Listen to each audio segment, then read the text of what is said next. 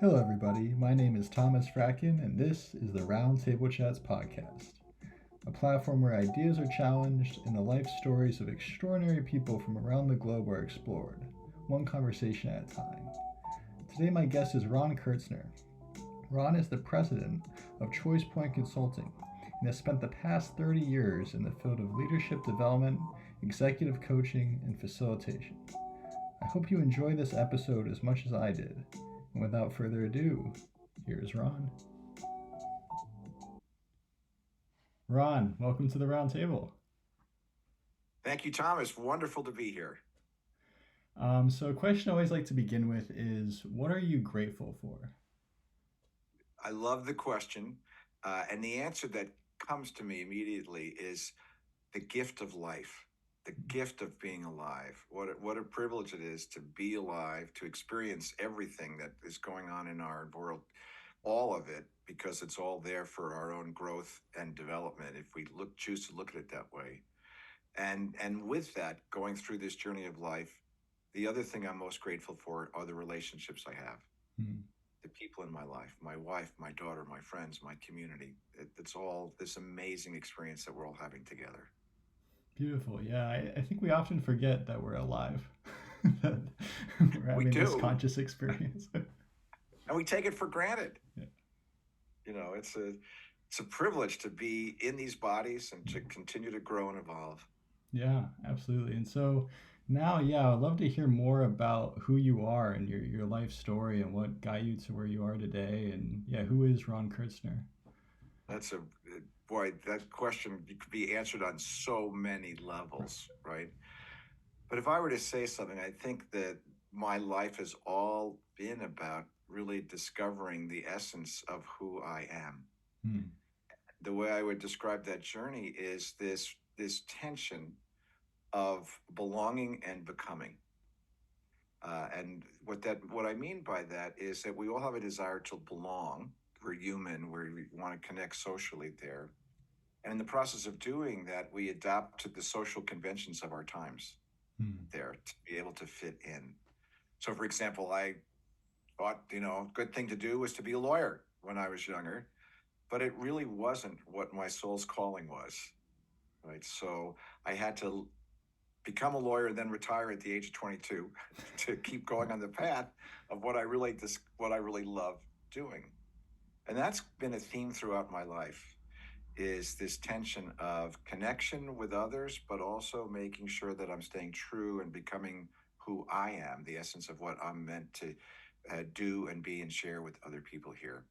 So that journey has taken me from law to working as a coach and a facilitator in business, but really not being connected to business because I'm not a businessman, much more of an artist in that context, to then finding all these amazing teachers, various spiritual traditions, and also neuroscience concepts and all of that, but also realizing that I love the teacher, but not necessarily the institutions that Hmm.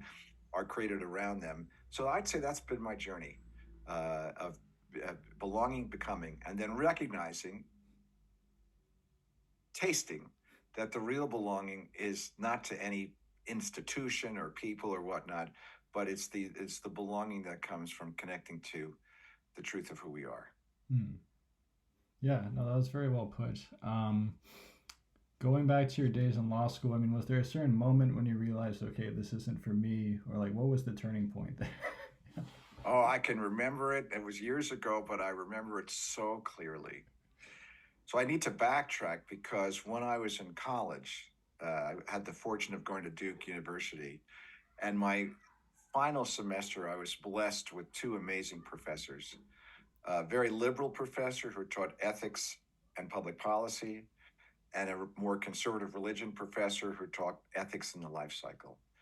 So I was fused with these questions about what is a meaningful life and how do you contribute to others doing that.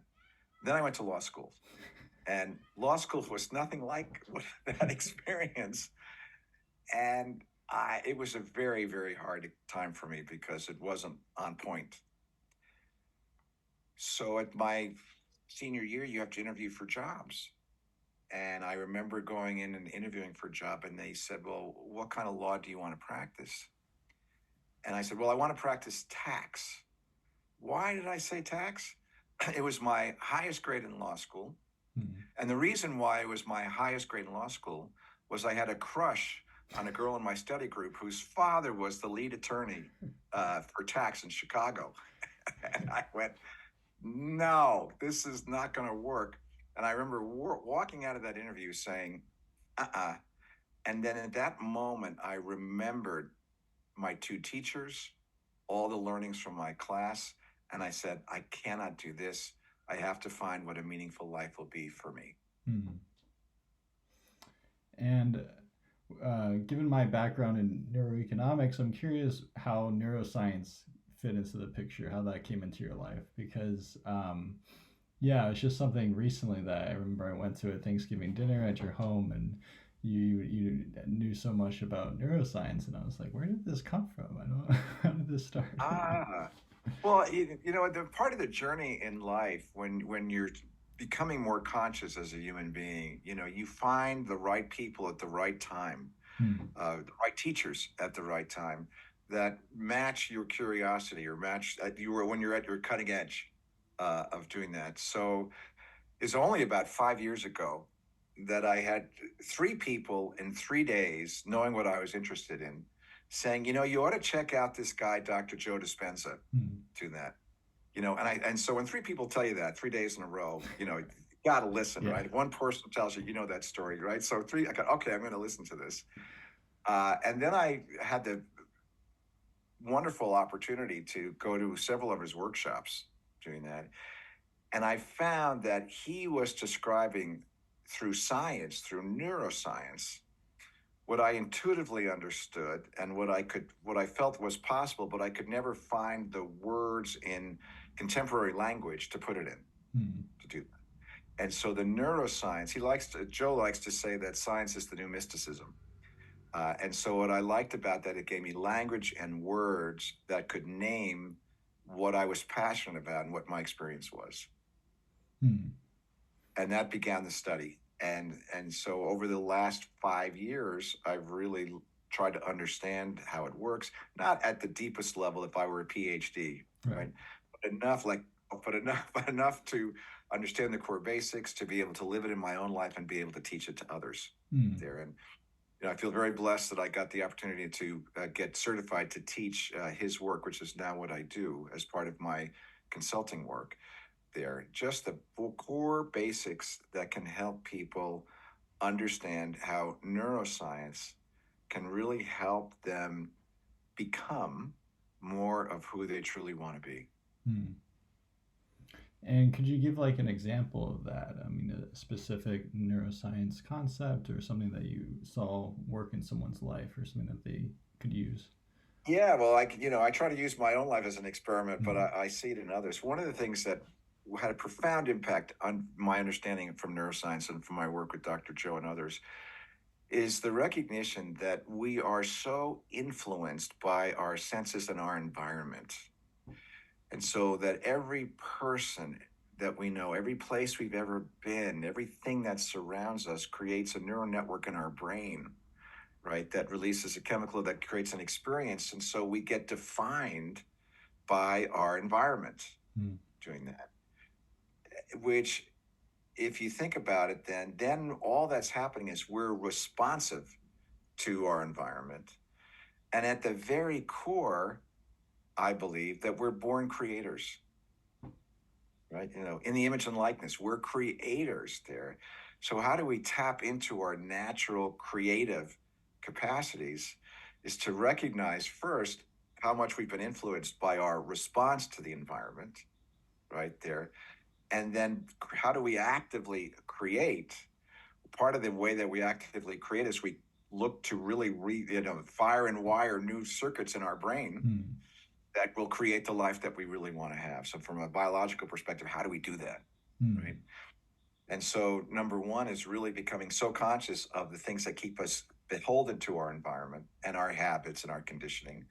Not through a judgmental way, but for a phenomenological way. This is what happens. Right. Understanding that, so I'm not influenced by that, or I'm not controlled by that. And to be able to shift into how do I really access that part of me that knows and loves to create, Hmm.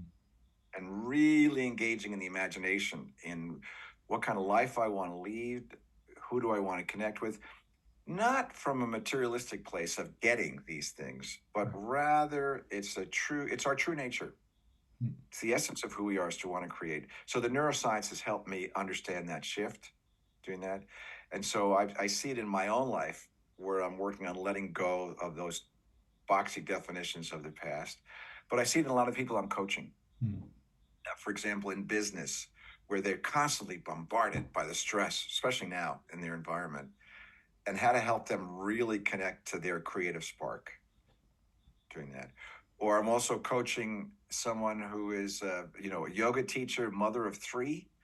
They're so bombarded with motherhood. And I mean, it's Hmm. one of the Right. toughest jobs in the Yeah. world, right? How does she find her creative spark in the midst of the constant juggling and doing that so that she's not completely defined by that, can find her creativity in the midst of that, Hmm. so that she brings more of herself to her world and her to her kids. And by the way, that's the other thing about this work is the more we do this work on ourselves, the more it improves the relationships with all those around us. Right. Yeah, and I'm curious in your own life, what excites or fascinates you? Fascinates you? What lights you up? What gets you out of bed in the morning? Well, in a way, just what I just talked about. Right. Okay. Yeah, Good. but I'll say it this way because uh, we are never a finished product. Hmm. As long as we're in these bodies, we're not a finished product. And so it's, in the spiritual traditions, they talk about the opening of the lotus flower, right? So that we come into full bloom there. Now, there are some people who are very quick bloomers when they catch this and they understand it. I've always been told that I'm a late bloomer. Right. And so I just, for me, I just see that life is just a continual unfolding process Hmm. of shedding the old conditioning and patterns that don't work, that no longer work for us, and evolving more and more into our core essence, Hmm. the truth of who we are, and the process of every day just opening that much more, that much more, that much more. And that's what fascinates me. And what fascinates me is the different avenues of doing that. Hmm. So, Thomas, for example, there's so many wonderful spiritual practices and traditions, right, that help the essence of that help do that. And there's also the neuroscience that we just talked about, and the work of heart math and cardiophysiology and tapping into the intuitive heart that help get you there. There's what art does and the aesthetic world that opens you to that. So that to me is the great adventure of opening, and all these incredible vehicles that are available to us to let that unfolding happen, and then to do it in a way where you're the artist of your life. Hmm. So you have a discipline and you work it, but you bring in other elements it's unique to each person to find what works in kind of awakening the opening of that flower. Yeah, I was reminded of the quote, "The only constant in life is change." And so when someone's like afraid of change, it's like you're afraid of life. I mean, things are never going to be the same. You have to keep adapting and keep improving, and as you were saying, keep evolving. It's a really, but it's a tough thing. We can get comfortable with where we are, and yeah. Oh, as you were talking, I'm going, yeah, I feel that as you're speaking, I feel that. Like I feel so many possibilities wanting to emerge, and yet there's a part of me that goes, no, I just want to stay It's right nice. where I am. It's comfortable. Right. It's really comfortable. I've got it all set up. It's very familiar. I got this. Don't rock the boat. Right. And then of course then I'm reminded of the Buddhist perspective that nothing here is permanent. Hmm. And so to be identified not with the things and the solids in our life, so to speak, Right. but to be identified with that creative energy that's always creating. Hmm. Yeah, the things we own, I mean, we don't really own them. We're only here temporarily, so Yeah. yeah. And then something else I wanted to know with your life is like, what's the most important lesson you ever learned that someone either instilled in you or something you learned yourself? Oh, I think the most important lesson that I've learned, and I'm still learning it, is really trusting yourself, Hmm. trusting your own inner guidance, trusting your own heart's intuition, trusting the messages that come to you seemingly out of nowhere to do that, but that really resonate with you. And as my friends will tell me, the problem that I often have is I'll take the last person's opinion, and that'll be the case without really distilling as to what's my heart really saying in this situation. Hmm. And was there a particular age where you were really tested, where you really needed to trust yourself and believe in yourself? Yeah, it was going back to that earlier story about when I decided not to practice law. Hmm. I kind of got off the wheel of life that was kind of expected for someone with my background and my training to do that. And conventional wisdom says, how could you leave this lucrative profession there? And something inside just said, no. And I had to listen to that, and I had to trust that real deeply. Hmm. That's the biggest lesson. Yeah, and that must have been really tough because I mean, all your peers, everyone in your law school, they're going on their way, and you said, "I'm going to listen to my voice." That's right. That's right. And I don't, Thomas, and this is a question I'm living right now because, I'm at an age that you would call the second half of life, right? Hmm. I'm in my 60s, second half of life. So all the things that you've done up to now, built the career, all the family, all that, you did that, Right. right? So now where does that creative energy go? And in some ways, I'm kind of re-experiencing what I did when I was back in my 20s. Wow. Because some of my colleagues, they're still off doing the big consulting thing and big, doing the big this and the big that and doing this and that, and I'm going, what's next? What's next? And Hmm. do it in a way that I stay authentic and open and letting life speak to me as opposed to doing what conventional wisdom would tell me to do. Right. Yeah, that reminds me of like the idea of like Zen mind, beginner mind, and just always being a beginner, always just starting fresh. Um, Very humbling. Nice. Um, so kind of a different kind of question, but who do you think needs the most help in the world? Truthfully, we all do. Hmm. And there's a wonderful book that just came out, I think, in the last couple of years by Deepak Chopra called Meta Human. Hmm. And I hope that I summarized the essence of it, or this particular essence, correctly. Basically said part of his freedom comes from recognizing how crazy he is and how crazy we all are. Right. That we're all crazy because we've bought into a belief system based on fear, based on scarcity, based on me and mine, Hmm. based on protection there. And that thought system, in many ways, has created so much of the pain and suffering that we see in the world. Right. Doing so, the quality of our thoughts and our consciousness has produced a chaotic world around us. And so, when I say who needs the most help, for all of us to find our way back Hmm. into uh, a consciousness of love, caring, compassion, true authenticity.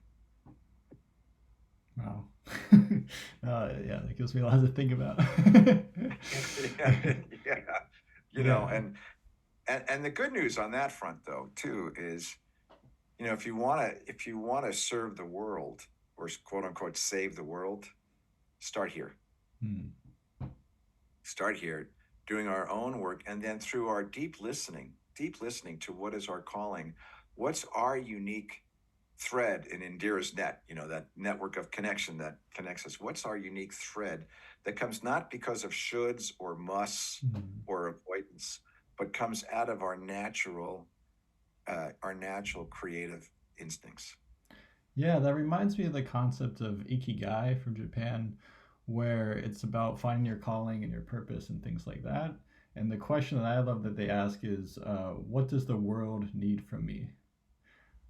And it's like, man, if you can answer that, you're set. You're good to go. No, it's true. It's kind of I don't know who said this, but the gift is the intersection of what the world needs and what your gift is, Yes. or what your purpose is. And when you find that place, that's where you're contributing. Absolutely. Yeah. Yeah. No, that's a great thing to strive for. Yeah. Looking back at your life, what do you regret the most? Oh, clearly, well, not trusting myself, right? So, for example, when that transition to go to law school was so primary in my life, I didn't really want to go. And I wanted to stay down in North Carolina and be a writer. And I wanted to go out and explore. There were migrant camps there. I wanted to talk to the people involved and what their lives were about. I wanted to explore what it meant to live in the South, the true essence of the South, and what that was all about. Because I come from the North, and I just really was curious about that. And I think that's been a theme, Thomas, my whole life, that I haven't really owned the fact that I love being an artist and a creator there, and kind of always identified myself by the professional box of consultant, executive coach, facilitator, ex-lawyer, doing that. But what always gave me the most joy in that work was the creative element of working with people. And really seeing that the work with people is every time you're in a conversation with someone, it's a work of art. Anytime you have a group in a conversation, there's a work of art that comes through that creates something of value for yourself or for others. And I think my regret is not really owning that and acknowledging that and still referencing myself from the external perspective. Yeah, I think seeing conversation as creation is so true. You never have the same conversation twice, I mean, unless, I don't know, it'd be very bizarre if you did. But it's always organic. It's always coming out of nothing. And and I totally resonate with that. I've always loved people and conversing and that sort of thing. And I think that inspired this podcast in many ways. But yeah. Exactly. I think it's great what you're doing because, as you said, each conversation is unique. It's a different creation. And hopefully for people who are listening, that inspires them in their own life to take that energy of creation and what's meaningful for them in their context. Yeah, it's a shame when someone says like, "Oh, I'm not a creative person," or that's not what I do. And it's like, there's so many facets of creation. There's so many ways you can manifest creation and be creative. So just because you can't do one form, whether it's art or music or whatever, that doesn't mean there isn't something else you can do. That's right. It reminds me of two stories about art and the role that art played in my life. One was my third grade art teacher, who I wasn't very good with art, like painting and all that. She said to me, as a third grader, do you know you have no artistic abilities whatsoever?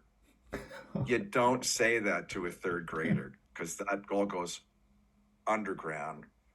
And then I just remembered this story of my last year after I graduated from college and before I went to law school. I delivered newspapers. I wanted to take a year off, delivered newspapers, then worked for that newspaper as a reporter. And I loved doing that. But while I was doing that, I would deliver newspapers to a woman who became the jazz instructor at Duke, where I had just graduated from. And she was a classic. She was well known. She would play with the jazz artists Dizzy Gillespie and Charlie Parker. Her name was Mary Lou Williams. And I delivered a newspaper to her every day, and we made a trade where I would take lessons from her in service of the newspaper, she gets the delivery. And I did it for a year. And she even put me into the jazz ensemble as the third alto sax, which you never do, but I got to play. And at the end, I said, "Oh, I'm just want you to know I'm going to be leaving. I'm going up to law school." She looked at me and she goes, "You?" She said, "You're a player." She said, "You're a player. If you just take your horn and woodchuck it for a year, just really practice, you can be a great saxophonist Wow. to do that." And that was a corner that I didn't turn, and that's a regret of not owning that artistry that was present there. So I feel like where I am now, I have the gift now of reclaiming that in a form that works for me now. Beautiful. Yeah, you made it work in the end. Um, I want to delve more deeply like into your writing practice. I know several times in your going through your life story and just now you mentioned yourself being a writer or doing some form of writing, and I was curious what your process was like, what your relationship with your writing is. Yeah, great question. So when I was a reporter there, I loved trying to write the story. Mm. And everything in the newspaper is a story, right? To do that, and so what I really tried to do was, what's the essence of what's trying to come through this story? What are the, what are the deeper values that are present there? Mm. Well, how can this be life giving in some way, even when there's hardship involved, so that people feel the human connection to the story to do Right. that. And in current form, by the way, one of my favorite publications is the Christian Science Monitor Weekly, because that's exactly what that does. It's the story behind what the facts of the news to the deeper essences that are there that gives you greater context. And Mm. that's what great stories do that. And so I did that for a while. My own practice now, and I need to do it more, comes from the book The Artist's Way by Mm. Julia Cameron, which are the morning pages, right? And you just write 3 pages of automatic writing, Okay. what's ever on your mind as a practice to that. And I want to do that more because I love that, because that kind of jump starts me into the flow Mm. of this creative energy. Nice. Yeah. Yeah. Yeah. And then the other thing about writing, although I'm not writing, recently, my beautiful wife, Sue, and I have decided to take Fiction Fridays. Oh. And so what we do is we take a good 2 or 3 hour block in the middle of our day around the lunch hour, a little work before, a little work after, and we go to a coffee shop and we're each reading fiction. Wow. And Nice. something about reading fiction that opens you up to story, to the characters, to the meaning, to the context, that I find very enlivening. Which fiction authors have really resonated with you lately? Well, both of us really love historical novels. Mm. So Kate Quinn, who's written a lot about World War II, doing that, and oh my goodness gracious, she just wrote the 4 books. Somebody Hannah, I'll have to remember her name, but those two authors have been really captivating me most recently, because they're all historical fictions that give you a sense of time and place, but character development and connection, and I kind of love that combination. Nice. Yeah. I definitely want to get into fiction more. I find I definitely have a bias towards nonfiction reading, and so to incorporate some, I like reading Russian writers. I really like Dostoevsky and Tolstoy and Yeah. authors like that. But yeah, it's a whole universe. I feel like I've barely tapped into. So I definitely want to incorporate more literature, more Oh, fiction. yeah. You feel nourished by it, and Mm. by the way, I went 40 years without reading any fiction. Okay. so, Well, so, this has been a great joy to kind of rediscover that. nice. Yeah. So, okay, this is completely relevant. It might be something you already mentioned, but what is one book you most want our listeners to read? Like, if you could only choose one. If I could only choose one, I would have to say the autobiography of a yogi, Hmm. by Paramahansa Yogananda.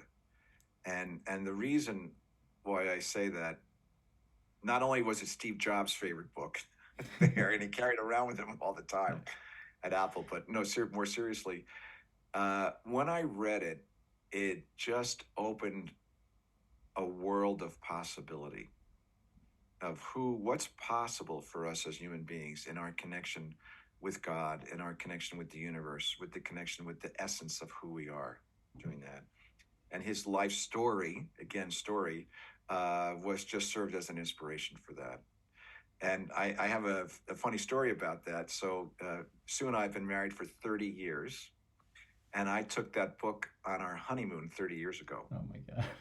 And I'm starting to read it. And I'm like freaking out. I'm loving this book, and I'm reading on the beach. And she says, "Oh, can I take a look at it?"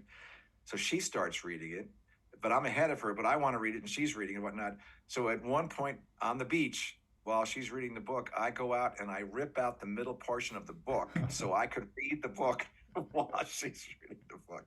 So it was very, very foundational.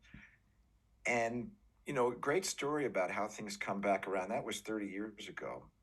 And in November of this year, I got COVID. And, not seriously, but just enough. You're feeling kind of lousy. You don't feel like doing much. And, it's the kind of thing where you just kind of veg out watching TV. So I don't want to do that. That only makes me feel worse if it's not really exciting or thoughtful television. So I, out of the blue, go on YouTube and go listen to YouTube videos of Yogananda or his writings that people have recorded over time. Yeah. So after 30 years, I came back and reconnected with his work doing that. And talk about beginner's mind. I'm asking myself, did I ever read the book in the first place? That's a good sign. That's a good, yeah.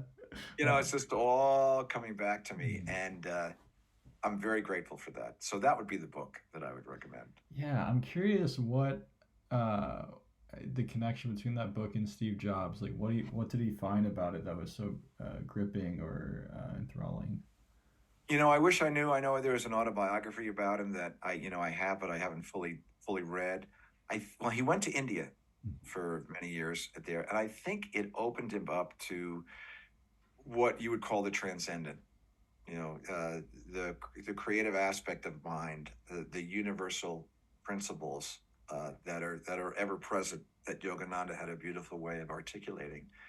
And I think that opening to the transcendent became a guiding North Star for him, that allowed him to be as creative as he was. I mean, my goodness, so much of our lives, Yes. this computer I'm talking to you on, all of this, the music I love to listen to, is, inspired by him in some way. Sure. So I think that's what I think it facilitated in his experience. Yeah, I love the commencement speech he gave at Stanford before he died. And he was just talking about, it's like the accidents that happen in our life are the most meaningful things. And so it was him taking like a calligraphy class or something like that, and that's what inspired him to have all the different fonts with the Macintosh, and yeah, it's just incredible. Yeah, yes, and I think that's part of my own journey too, is to, when you're in a creative space, right there, and we're living from creative possibility there, and our energy is matching that opens the world to synchronicities that you would never imagine possible when we're just responding to everything in our environment, just trying to manage day to day. Right. I mean, I'll just give you a short, really minuscule example of where I was reminded of this, how synchronicity works. So I was recently in Florida, helping my daughter get set up for a month-long training in horseback jumping there.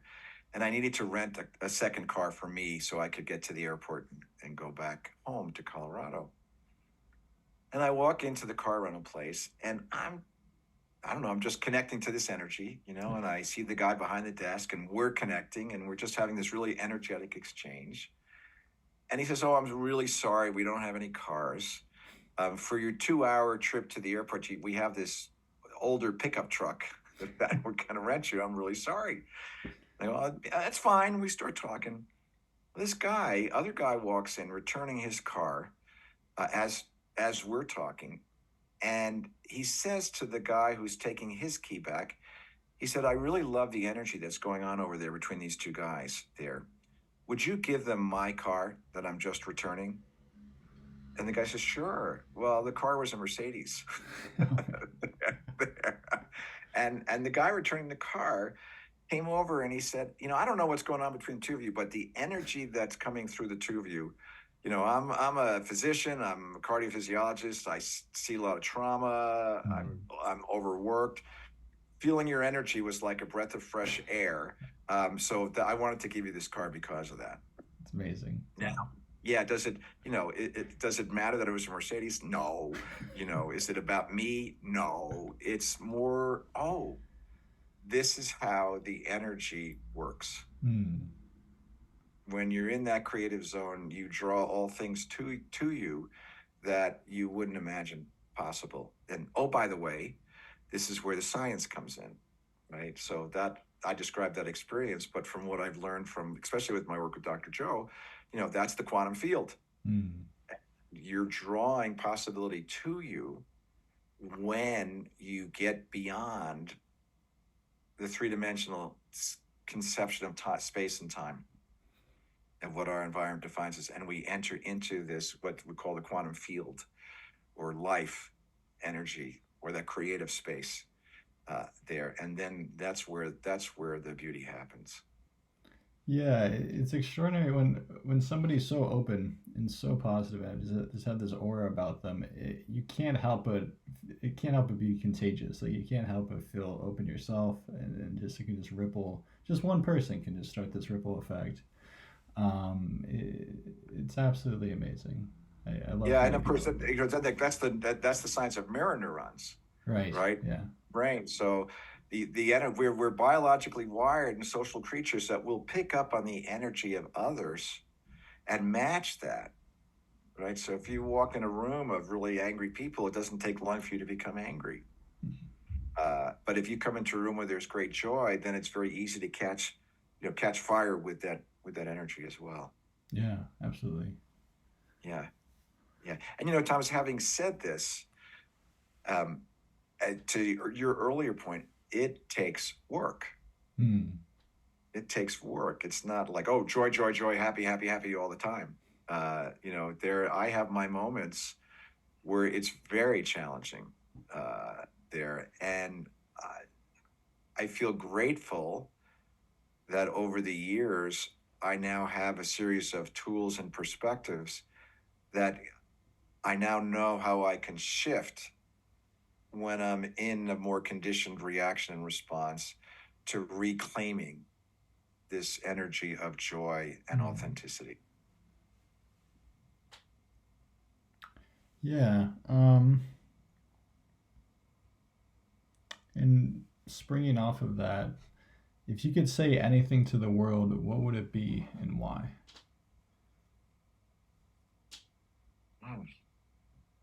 Keep going. Keep going. I'd say go beyond your belief systems, whether they be religious, spiritual, or your own personal belief systems, to get to the place where you can embody the wisdom that's been present in all of our spiritual traditions over time, that's present when we're walking in nature there, that's present when we're really touched by a good book or a good movie or poetry, all of that, to do the work, the practices to embody that. Because as we embody that and know that as ourselves, that just leads, first of all, to greater inner joy. I once heard this phrase that, the joy that we can experience in that way is like, the blue flame of a Bunsen burner. It's just always shining. It doesn't have to be loud and expressive, but that quiet joy there that we know that in our experience. And then because of that, we're more generous, we're more compassionate, we're more kind, we're more caring, we're more loving there. And so that we bring more harmony uh, into our lives and our world to do that. But we really have to get, belief might be a starting point, but we have to get beyond belief to get there. Yeah, I love that statement, going beyond belief, because I feel so many people, they get stuck. They're constrained by their belief. They think that's all there is. Anyone else who doesn't subscribe to that belief is wrong and is an outsider. And uh, I feel like, maybe this is a bold statement, but most beliefs, it's coming from the same source. Like it's so once we see that as a collective humanity, then yeah, we can go beyond belief and to this next level. Yeah, and there's nothing wrong with it. I mean, it's nothing wrong with that. In fact, one of the things I feel really blessed by is just wonderful teachers in my life there, and one of whom I really enjoy is Richard Rohr, Hmm. a Franciscan priest. And he talks about kind of stage one religion and stage two religion. Stage one religion is you actually use the belief systems and the traditions there to create a kind of a ritual and a connection with the essence of it, which is great. But then stage two is you kind of outgrow that Hmm. there. And it becomes guideposts pointing you in a direction so that in essence you actually move beyond it. Right. It's like that book, the title of the book, if you see the Buddha on the road, kill it. Yeah. At some point we reify the institutions and even the teachers, and then we lose the essence of the teachings Hmm. that are meant to really captivate something in our own experience for us to continue to explore. So the discipline to begin the process, yes, but then at some point you want to grow beyond that so that you don't get identified by the structures that you're a part of. Right. Yeah, being fluid enough, but in avoiding rigidity, I guess. Yeah, and let me tell you, that's not an easy. Right. That's like threading the eye of the needle. Yeah. Doing that. I mean, part of my pattern over these years has been so loyal to the teachings Hmm. that I've had over the years that then it builds up, builds up, builds up, builds up, and I'm really trying to find my own way through that. I rebel against it, Right. and that just keeps you on the same back and forth pattern over a lifetime. And the idea is to cut through that, Hmm. to honor the wisdom that's in the teachings, respect that with deep respect, and then find your own path through that. Yeah, it's easy to just say like, "Oh, I know the answers already," or "I've already learned this," and yeah, we get in our own way so often. Yeah, and by the way, I think that's really a tricky one. I Hmm. just want to honor that. We reify knowledge that we have, and we think because we know something that we are it, Right. and that's not necessarily true. And so that's why I love this notion of a beginner's mind, Hmm. and really switching, as a colleague of mine once coined, from becoming, uh, from leaving being a knower to embracing being a learner. Hmm. And then that brings us back, Thomas, to where we started with the neuroscience, right? So if you're a learner, you're constantly creating new synaptic connections in your brain. Hmm. And when you're constantly connecting new connections in your brain, that opens up new possibilities for life to do that, for life to express life in new and different ways that really model your own or follow your own growth doing that. When you're in a knower perspective, you've got the same old synaptic connections that have been there forever. Right. There. And, okay. Yeah, it reminds me like the emergence with neuroplasticity, like the research behind that. And there's always been that saying like you can't teach an old dog new tricks, but it's like no, you can. You absolutely. I mean, our brain isn't as plastic as when we were young or when we were children, but it's plastic enough. You can definitely You can definitely mold and mend and be malleable. You know, one of my role models around that, which I didn't realize until I'm at this stage of my life, were my parents. Hmm. So my mom, at right about the age I'm at now, after she retired, was one of the founders of a lifelong learning society at State University of New York at Stony Brook. Doing that grew from 6 people to over 1,000. While she was still alive, doing that. And my dad, when he retired from being a doctor, went to teach there because he loved to teach. Doing that, and watching them stay engaged Hmm. with learning uh, became an incredible inspiration. And going back to our earlier questions, I think for me, the greatest passion now is how do I keep learning? Hmm. Yeah, it's a lifelong pursuit. I'm thinking of the quote by Isaac Asimov. He's like a science fiction writer, and he said, "People like to think education is something you finish." Yeah, yeah. I'll tell you too. It wasn't until after I graduated from college that I realized that I pretty much missed the meaning of college, which which was about learning and falling Hmm. in love with learning. Not to, you know how it is when you're in college. You take a class and then you cram for the finals, you get the finals, Right. and it's done Yeah. Just throw there. that away. As Yeah. opposed to, what's the process of learning all about? Hmm. Yeah. Something I'm curious about, connected to learning, because we can learn from mentors and other people. Um, who would you most love to have a coffee conversation with? I love that question. Doing that. Okay, so it's just a great question. Again, so many different levels there. If I could arrange it, Okay. I'd like to have a round table, Nice. at a coffee shop, 5 or 6 chairs, and I'd love to have a conversation with uh, mystics from all the world's wisdom traditions. Wow. Okay. Like I'd like to have Jesus at the table with Buddha, Uh-huh. some of the Jewish prophets from the Old Testament, some women that are less well known there that have folks, and then maybe some contemporary mystics, like Richard Rohr and Andrew Harvey Mm. there, and then just have a conversation with them about life, Mm. the meaning of life, and what our purpose is in being here, doing that. And probably, Thomas, even more than that, is in addition to the conversations, is actually being in the quiet between the words of the conversation, Mm. so that I'm in their energetic field. Right. Mm. I think that'd be like totally cool and awesome.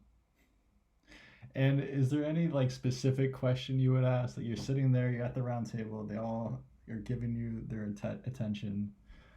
Um, yeah, I don't know, some unifying question. It would be what guidance would you give us, meaning me and humanity, so that we more fully grow into the full potential of who we are? Hmm. What would be what would be your kernel of guidance that you would say that would facilitate the evolution of human consciousness? Yeah, it'd be beautiful seeing the diversity in the responses, and commonalities too, but just how they would approach that question. Yeah. Yeah, exactly. Nice.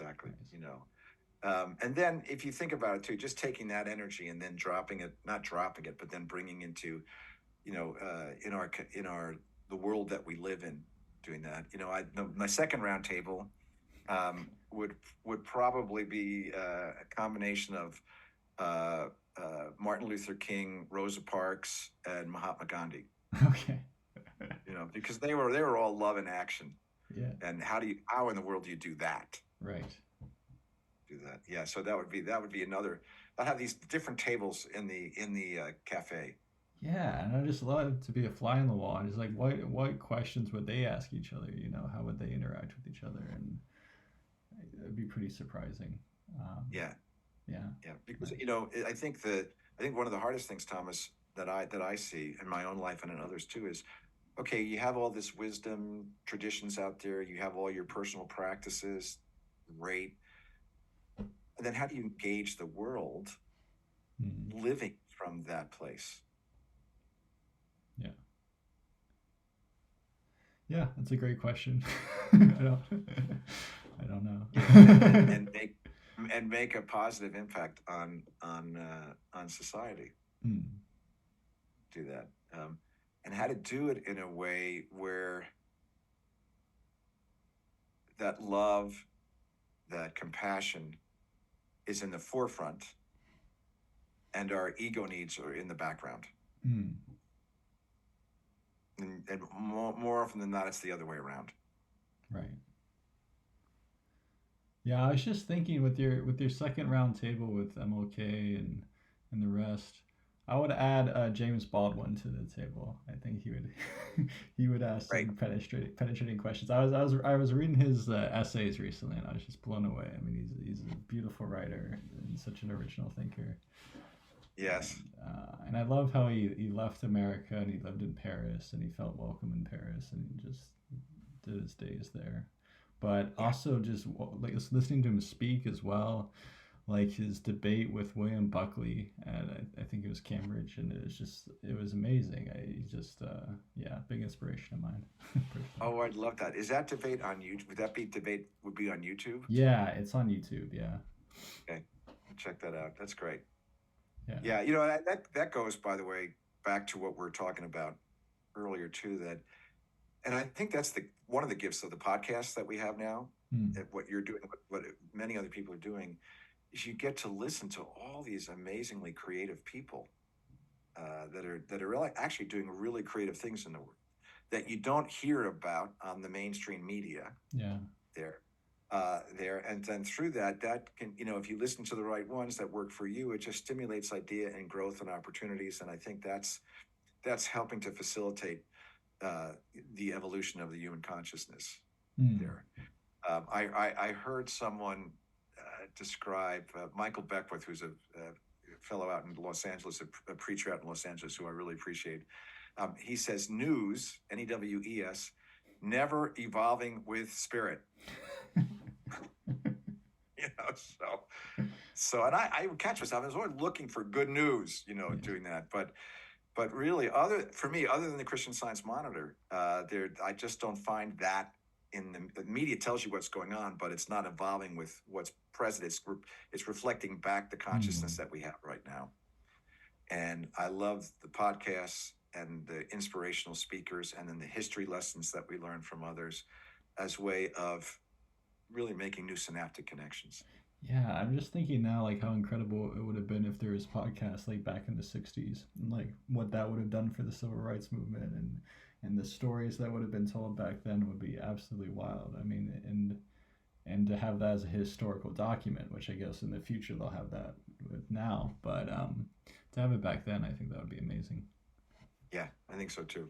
It's what's interesting to me about this is that the technology that we have, such as what we're doing here, or podcasts, really, in and of themselves, Facebook, LinkedIn, in and of themselves are neutral.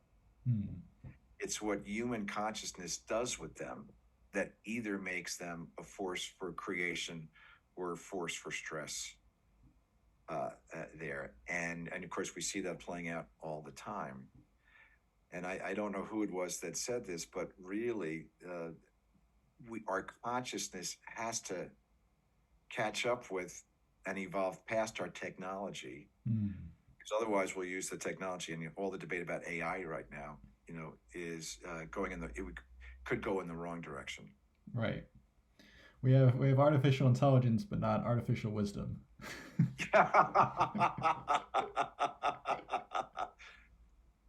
Let's create that. Yes, yeah, that should be where our efforts are directed. Yeah. Watch this video, and all of a sudden, it will be downloaded into you. Yeah. Yeah, that would be great. You just have like a Siri, and it's just giving you wisdom. That'd be nice. I don't know. Yeah. Something I'm curious about is where are you now and where would you like to be in 10 years? Where I am now, well, I really feel like I'm in a period of transition and growth there, and really stepping into embracing the second half of life, doing that. And so, not certain how that creative impulse will manifest itself there. I have seeds and things that I'm doing there, but there's more to come. So that's where I am now. So I'm in this state of opening to possibility there. And where I'd like to be in 10 years from now, honestly, it's just the next evolution of consciousness. Can I be more conscious, more compassionate, more loving, more at peace with life, doing that, more accepting of the life cycle and where I am in the life cycle, doing that there, and that deep sense of being in that creative flow to do that. Yeah. And one of my role models in the latter stages of life, they're really two. One is Father Thomas Keating, who basically he's saying, "Hey, I'm so in love with life, I'm ready. Come take me whenever it's time. Just come take me." Because he's had such a full life doing that. And the other to me was the remarkable story of going back to the autobiography of a yogi, of Yogananda, who had done the deeper work in consciousness and with his work with Kriya Yoga, that he basically told his disciples, "I'm going to speak in front of an audience of 400 and 500 people today with the ambassador from India. Then when everybody leaves, I'm going to sit in my chair and then I'm going to ascend." And so, whoa, how in the world does that happen? And in both cases, different in both cases, there's just their life energy has become so synchronized with this universal spirit that they, in a sense, they really both become self-realized.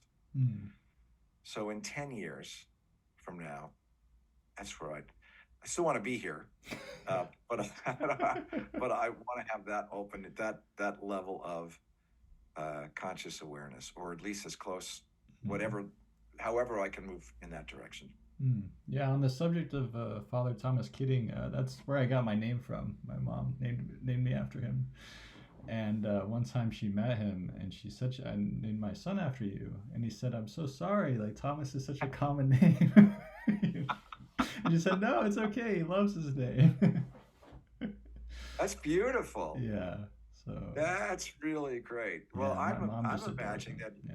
I'm sorry. Say it again. Oh, my mom just adores him. Yeah. Yeah. Well, I can see in a way some of what you're doing related to who in these podcasts has a connection to his own work. That opening to deeper contemplation there, the beautiful book that you wrote. Oh, thank you. There, it's that same spirit expressing through you in a way that is very particular to who you are. Yeah, thank you for that. That was beautiful. Yeah, that's really cool. Well, tell your mom I'm thinking about him a lot. Yeah, awesome. Yeah, that's great. If you could live in any country, where would it be? Okay. Well, I have two thoughts about that. One is bloom where you're planted. So, here, there. And having said that, I have always been drawn to New Zealand. Okay. Why is that? Yeah, two things. From what I've seen and heard about it, the natural beauty there. Number one, there is a reconciliation and rapprochement with the indigenous culture there. There's a pace of life that is more reasonable than the fast-paced, crazy, Western-oriented, Western Hemisphere life that we have here, which is insane. Doing that. So all of that really intrigues me. Yeah, and the people are so friendly. I sense the New Zealanders I know, and I've always been drawn to it as well. When I was 9 years old, my dad, he would take a trip, do this trip with my older brother. When he turned 9, they went to Africa. So when I turned 9, I wanted to go to New Zealand to see the penguins. That was that was the whole thing. But we didn't go. We went to Florida instead. So a little different experience. But I definitely want to go to New Zealand one day. I just think it's a Yeah. magical We place. speaking of penguins, we were close. We went to Australia a number of years ago, and one of the highlights of that trip was watching 400 penguins come on shore at one time Uh, uh, in the southern part. Yeah, so penguins, yes. I just thought they're my favorite animal growing up. I just thought they're so cool. Great. And so the final question I want to ask you is, what are the most memorable words of advice you have ever received?